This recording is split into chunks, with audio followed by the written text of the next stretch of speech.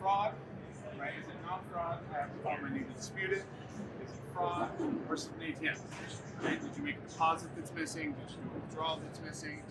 All of that we can handle in the same system. And the nice thing is we also can integrate online and mobile for self-service options, right?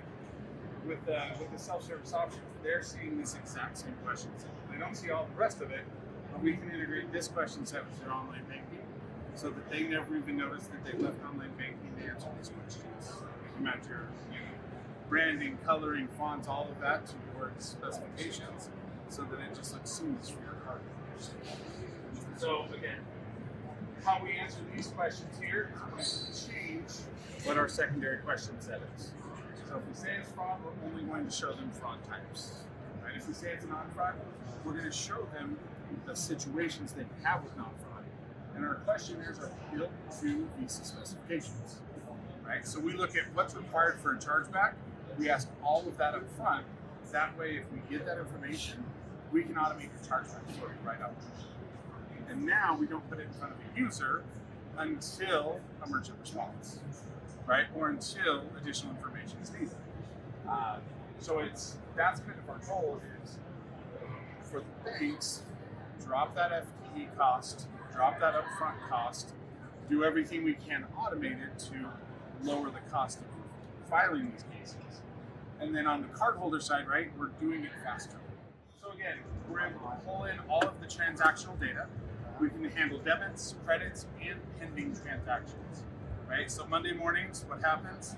Everybody calls in Monday, I have fraud, I had this, I had that. If you can't handle pending transactions, you're telling them to call back. It's driving up call volume, right? They're calling back, and people don't understand how postings work. So they'll call at 8 a.m. on Monday, and you'll say, well, you have to wait till it posts. They're going to call you at 2 p.m., right? Is it posted yet? No? Okay, I'll call back tomorrow. Was it posted? So we can handle those pending transactions up front. And again, it goes back to that transactional data. If we can get the transactional data we need, we can automate and match those off without any human interaction. So we'll monitor it for anywhere from 3 to 5 days. If it posts, we'll add it to their case.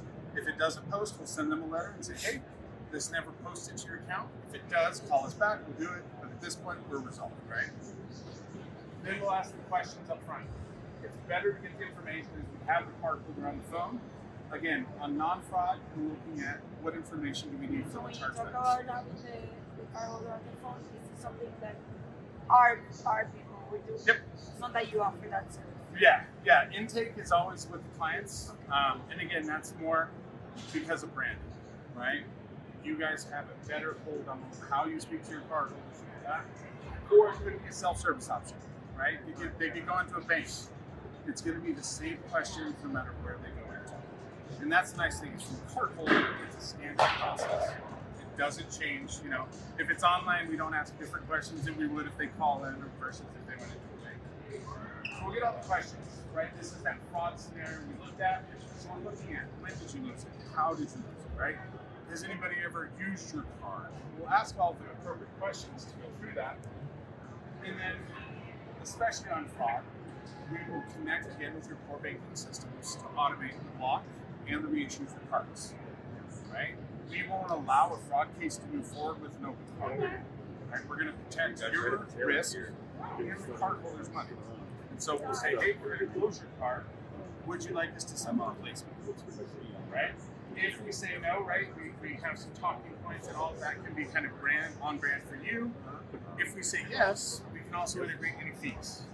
Right? If they want it to be rushed, oh, hey, I need my card tomorrow, what can they do? Well, we can overnight it too, but it's $30, right? They can handle all the fees and the accounting of that as well. Yeah. Again, if we have all that transactional data, and I'll kind of walk through as we look at the back office, but once we file that case, that's one of the first things we do is notify Visa MasterCard of the fraud, and that allows us to also automate that chargeback. Yeah. So this is kind of the last step before we finish filing our case. Right? We're able to confirm our transactions, and then we're going to confirm how is it we're communicating with the cardholder. We default it to email. We can account, right, if you have an opt-in or an e-verify, anything like that that your cardholders use, we can account for that. If not, we handle all the correspondence to our letter vendors, right? For Reg Z, the importance of acknowledgement letters going out, staying compliant for Reggie, right? Just letting them know that we've got their case on file, what those next steps look like. What do you provide? What do you provide us? Everything. So we have. To do that validation of the letter. Yeah, so we have reporting that shows that, and then I'll kind of show you in the back office, we also track that. We store all of the letters for a minimum of 7 years in the case. We have reporting, and then we actually have a node that will show when were letters sent, what was done. Was it email, was it letter, was it a verbal conversation? All of it.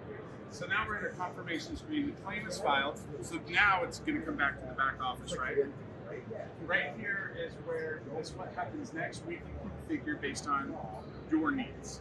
And so we can look at, in this case, right, we see it's a provisional credit, $91.74. So we've taken care of the provisional credit up front, right? We can also set that to not issue provisional credit. We have some clients that just say, nope, we'll review everything. We have some clients that say, hey, if it's under $1,000 accredited, over, we'll look at it. Right? What have you seen the most in your customers? What is the level? What is that threshold? It depends on the size of the client. So some of our smaller credit unions are the ones that, hey, we're not going to take the risk. Generally, it's anywhere from about $100 to $500 is the general, what we see as a provisional credit. Anything that gets tagged and goes into our provisional credit review. We can also look to auto pay, right? If you realize, hey, under $15, we don't even need to look at it, we're just going to pay it. All of that can be configured right here. So now you're talking to the cardholder, they're calling and saying, hey, I have this claim. You can potentially tell them, let's pay. Don't worry about it. We believe you, we got you. No problem. Part of that, though, is we look at claim abuse. We look at fraud abuse, right? We look at transaction. So if it's an amount that we want to set it at, if it's fraud versus non-fraud, all of that can be configured to what you guys feel you need. It can be changed pretty easily. So if you're saying, hey, let's go from 100 to 500, not a huge change, right? And then we talk about our regulation timeframes. So as we move into the back office, and this is kind of where we'll talk through, and I'll just kind of talk to the UI we see here. Move it forward a little bit.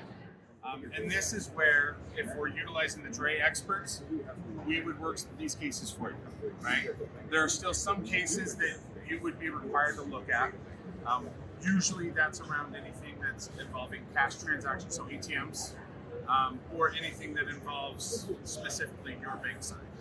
So if an accounting were to fail, we would be able to communicate and say, hey, what happened, and engage your team on your side just to make sure we understand. So the first step we look at is collect. That's all that intake information. We store all of it for the investigator to be able to review, write all the notes that we took on that intake form, all the questionnaires. The first step in the back office is that next step. So first we do our initialization. That's where we take each transaction and give it an individualized dispute ID, right? Do you take every transaction or do you compound it by customer? So we'll take it as a claim as a whole. So you can see, right, we'll aggregate that total claim amount, but then we'll individualize each transaction with the dispute ID, and that allows us to make transaction level decisions, right? If you call in on a Monday and say, hey, I called this fraud, and then you call back on Wednesday and say, hey, you know what? My spouse did that. Sorry, that's not fraud. The other 4 were fraud, but this one, sorry about that, right? Christmas time's the worst. I was on the phones, right? Christmas time, yeah, this is fraud. Sorry, I talked to my partner. It's not fraud. They got some gifts. My fault, right? So we can do all of those decisions at that transaction level, as well as at the claim level. The second thing is that enrichment step. So almost immediately after the claim is filed, we're pulling back the data from Visa as well, based on the data that you guys have, right? So if we're able to get the ARN, the transaction ID, the amount date, the auth ID, all of that, we're going to go out to Visa and get all of the authorization and all of the clearing data. And we're going to store that in your case. That way your agents don't have to go out. Exactly. The second piece of it is that's what allows us to automate. Is once we confirm the transactions match, we then can do the chargeback as long as there's nothing outstanding, right? The classic non-fraud one for me is paid by other means, right? I swiped my card, it didn't work, I paid cash. We need to see your receipt, so we can't have the chargeback until you get us that. But canceled? Hey, I canceled this 2 months ago, they're still charging me. Out the door. right? No one has to look at that.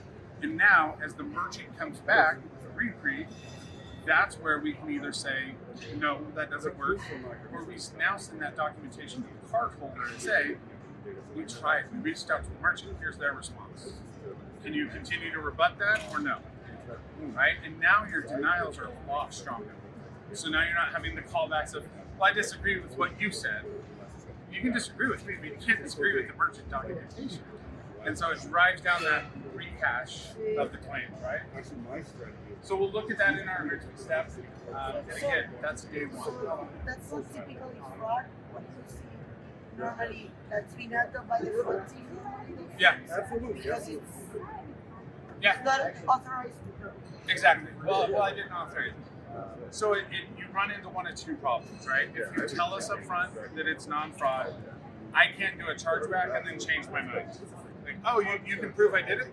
Well, no, I didn't do it. I'm going to change it. So that's where my team comes in this process as part of the training, is making sure those intake agents understand, right? And here's why we ask these questions in this way. And it's not just, hey, what's the quickest way? It's each of these is going to give us different information. We need to make sure we have that right up front, because now there's not a safety net looking at it. We're going to be automating these to get through them quicker, so you are now filing this chargeback potentially.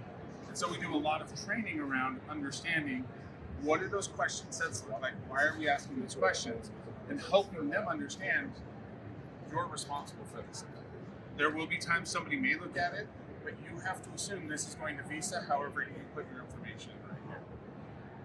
So we'll do that enrichment call. In the top right corner is our regulation dates, right? So this one being a credit card claim, we know the Reg Z. The first important piece is that letter, right? This notifications is going to track to make sure it goes out. And then down below, we actually store those letters. The dates, the timestamps, all of that. If it gets sent, It's mailed by you guys or stuff? we have a letter vendor, and we actually get metadata reporting from them. You get a reconciliation. Exactly. If for any reason it fails, we have a letter failure report. All of that's built in. And that you would do on your own, or we need to build like Right. So now we sent the letter. Our regulation, our 30-day check is complete, because Reg Z you have to acknowledge within 30 days. Now we have our Reg Z max bill date. QFD is built to keep our clients compliant. How about can we manage? Yeah. So if nobody were to touch this claim until December 19th, QFD would pay this claim on December 19th. It would send the letter, and it would keep you compliant, right? Not what we recommend. We recommend trying to charge back, right? Looking at it. But QFD is built to keep our clients compliant. How do you? So when you think about it on the debit side, right, you have your Reg 10 day to issue a provisional credit or make a decision. You have your Reg 90, your Reg 45. All of that's built in and configured based on product type. And so we can account for all of that. And then from a reporting standpoint, we say what's approaching regulation. And we kind of almost have a report that does a countdown of, you have 10 items that's 3 days away. You need to get looking at these, right? We also utilize what we call Get Next Work, which will prioritize the work based on that urgency. So no one agent holds the cases, right? Because what happens if they go on vacation, right? And Reg's coming up. So QFD actually owns all the cases, and through that Get Next Work, that's where it's only going to give it to an agent once they need it. And so if you hit Get Next Work and this is your case, it will lock it.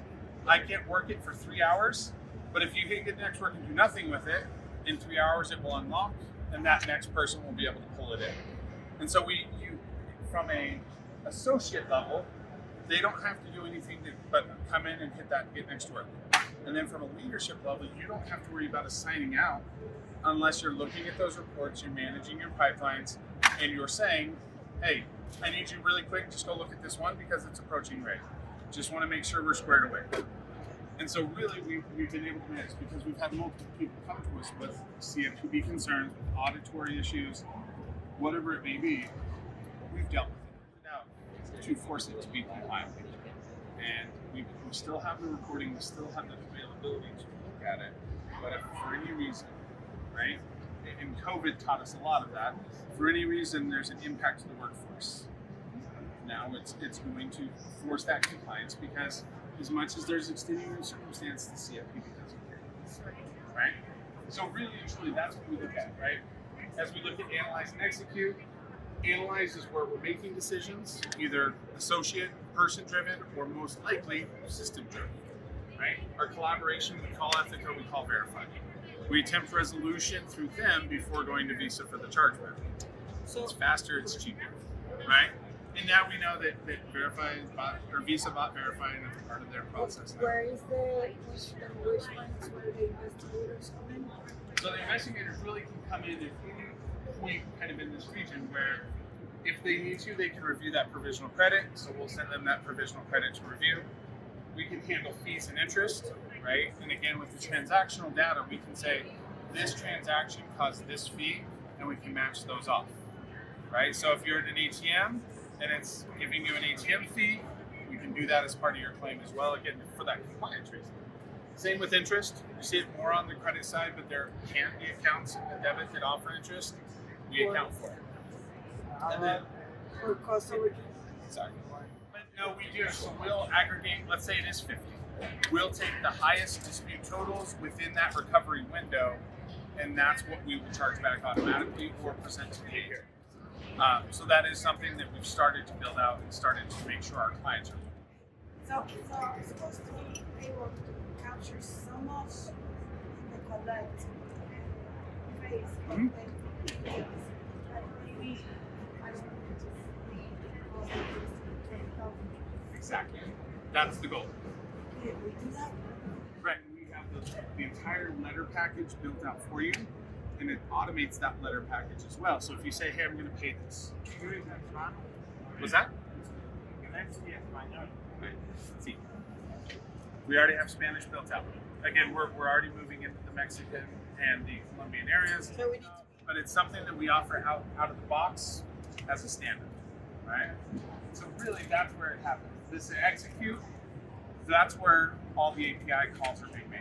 So if we say in disposition, we're going to go through recovery, we call Visa automatically. Your agent doesn't have to go out and file the chargeback. So you already have the We have- connections with the Visa. Visa and MasterCard already, we automate that call. Accounting, again, when we connect to your systems, we can automate the accounting calls to move the money back and forth between the cardholder and your system of record, right? We don't handle the settlement, so Visa and you, that's your arrangement. We don't do that, but we offer reporting so that you can track that. If we're saying, hey, we did 100 chargebacks today, we have that reconciliation reporting to show that money that should be there. Now, if it's not, then you have to go talk to Visa. You have that reporting as a secondary source.